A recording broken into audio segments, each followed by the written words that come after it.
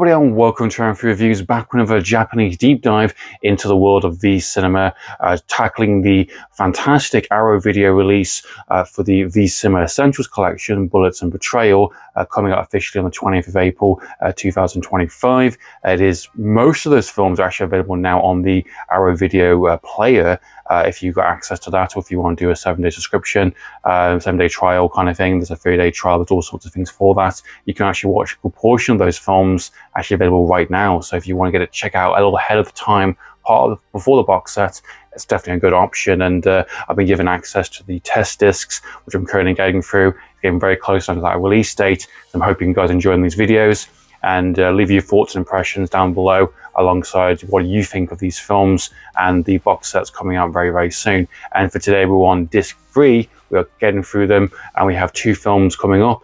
This one will be for Burning Dog, released in 1991. Same as the previous videos, we're talking about the feature film, my thoughts and impressions, and then talking about the special features after.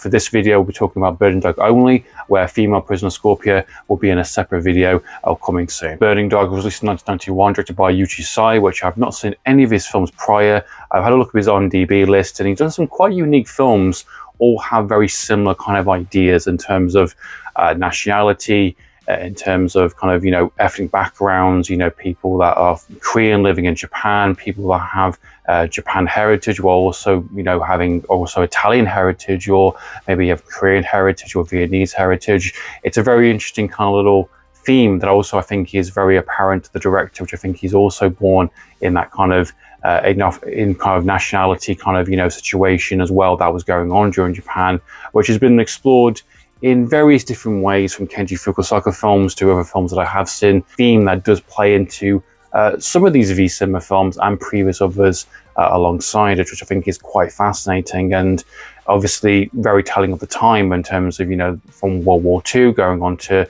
the 80s, going into the 90s now.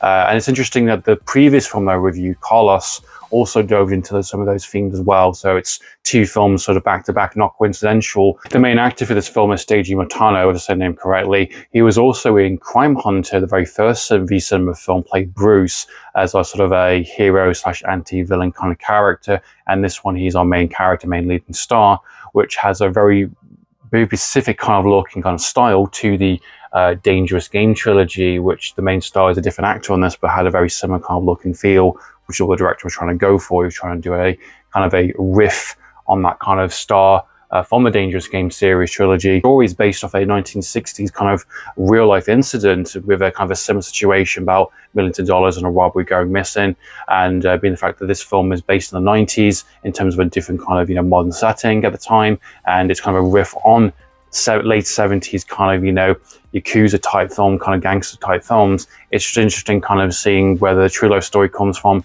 the inspiration comes from, and when the film was made through a kind of half budget V-Cinema kind of title. So there's definitely some inspiration throughout the decades leading into this type of story, which is very apparent when you watch it. It definitely feels like a bit of a riff on the kind of the late 70s kind of feel, but definitely has that kind of 90s kind of attitude towards. The storyline for Burning Dog is a very ambitious idea in terms of the first kind of 10 minutes or so is very much a kind of payback kind of vibes kind of attitude, where basically you've got our main character, which has done a robbery, he gets screwed over, kind of almost left for dead, and he has to go and track down the 2 people that basically have killed his entire team and left him for dead. Manages to recuperate the money from what happened in Tokyo, I believe, and then he basically goes to Oklahoma in the US to basically live large and spend the money. But obviously it's a bit of a situation where he's running out of cash. His contacts that he's kind of with are basically dead now, essentially, and some of the reliance on basically a former kind of comrade, a former partner from the past, from a incident that happened 10 years ago from a previous robbery, which we get flashbacks and sequences throughout the film, which kind of highlights what happened in that kind of robbery situation, and reluctantly agrees to basically go on a job to steal basically $20 million from a military US base, which holds all this kind of Gulf War money essentially in this kind of safe. And that's what the film's essentially building up to. Between the first 10 minutes, which essentially is a little movie by itself, which I think is quite impressive and quite action-packed and just quite intense, and there's a lot going on there. And then you get the initial character stuff in terms of his setup, who he is, what kind of person he is, and how he's living in kind of, the US, and meeting old friends reluctantly and kind of getting involved in things he doesn't really want to get involved with. And he is strapped for cash. He is in a bit of a situation where he could, the authorities could knock on his door at any moment. He doesn't have a passport and he needs to get out of Dodge essentially. And he's kind of reluctantly goes on this kind of journey and basically understands a bit more what's going on in terms of Oklahoma, USA, essentially, in terms of the immigration kind of side, the foreigners that have come in, who've done a little organized crime. You've got like different kind of establishments in terms of like a taco place and a pizza place, and there's the local kind of, small time organized crime areas going on there in terms of drugs, and shows the greed and the arrogance of money and how it comes into these kind of characters' lives, where you've got everyone's central motivation in this film is money, more or less. And when you're dealing with a bunch of bank robbers and kind of thieves and robbers kind of thing, professional or unprofessional, essentially, their motivation is all purely down to basically getting a little bit ahead of everyone else. And our main kind of protagonist's character is very chill, very laid back, and I think he's actually quite good in this film. I really liked him as Bruce in the Crime Hunter film, the first film of the Cinema collection. It's a character that has a lot of regret in terms of his past actions, and he doesn't really trust a lot of people, and he's a bit reserved at times, but he doesn't, he's not a malicious character. There's times where he is trying to get information or beating someone up or basically showing someone for how much of that fool they are, essentially. He's very much a professional that's been doing it for so long, and he's just very much ahead of the pack, and that's very apparent compared to the other characters in the film, which have drug issues or sleeping with the boss's wife, or they're trying to get ahead and trying to be social status. Everyone's got very kind of materialistic kind of views on money and how to use it, and his character's a little bit more ambiguous. He doesn't have traditional motivations. He's definitely a professional, definitely someone who likes to see things through to the end, and while he is ruthless, he isn't kind of nasty at the same time. There's opportunities where he could get very physically lean into some of this, but he only does it when he needs to for extract information. He's definitely willing to kill people.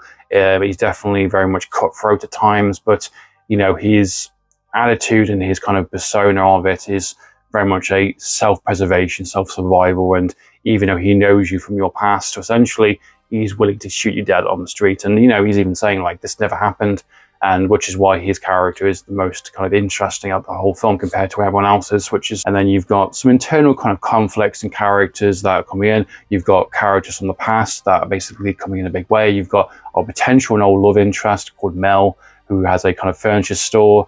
You've kind of got rival kind of, local kind of drug kind of operation going on. You've got the military aspect in terms of Captain Ford, which is involved in this kind of drug trade kind of operation. And you've got various kind of small motivations and different factors and different characters that come into the film, and then all leading up to the plan to basically rob this kind of military base and steal this 20 million and get out of Dodge, essentially. And obviously things go wrong. Characters get screwed over, and there's twists and turns which I wasn't really expecting, if I'm being honest. I'm actually quite pleased where the film ended up going, because it is very traditional towards the middle act going into the third act, and then it pulls a bit of a rug underneath you. The cinematography of the film, I think, is really fantastic and really excellently used in terms of expressing mood and tone, and I think having actual real on location filming from the kind of the Tokyo scene to the kind of Oklahoma, USA, having some really cool set designs. I think there's some really great kind of like back and forth different locations throughout the film, and it definitely feels like a living, breathing kind of city. Having that really cool kind of scoring, that kind of jazz music, adds a bit of a kind of a stylistic tone towards it. I think it's a very interesting kind of good-looking film. I think it's really well made. I think it definitely utilizes definitely the scope of the film and makes it kind of bigger, and I think it's very creative, very ambitious for a V-Cinema film for sure. This definitely looks more expensive than compared to some of the films I've seen on this set. My only real negative with the film, which I will agree with the majority in terms of the pacing being an issue, I think you can cut off about 20 minutes of the film. This is definitely the longest V-Cinema film on the set, which is nearly about 2 hours. It's about an hour and 48 minutes, which you can definitely feel that kind of run time. I think there's definitely some stuff that could be trimmed or kind of cut down or just not needed, essentially, or just running down that storyline, which doesn't need to be at a hold for as long as it is. While there's so many characters, while there's so much going on at times, you can cut that down and get down to it essentially a little bit faster. I think you can cut 20 minutes of this film and make it much more of a streamlined, with a bit more of a breezier film to get through, while I think the tone and the pacing is pretty good, you definitely feel towards the middle act of the film where it kind of completely slows down, comes to a bit of a halt, and then slowly picks it back up again. Definitely has some good moments of action in terms of stunt work and gunplay. A very well made film that I definitely would revisit again down the line for sure. In terms of the special features for Burning Dog, we have a brand new video essay by Mark Schilling, which is a Japanese critic expert who basically summarizes the kind of the themes, some of the ideas of Burning Dog and being a bit unappreciated kind of film within the larger scope of Japanese cinema and in the cinema.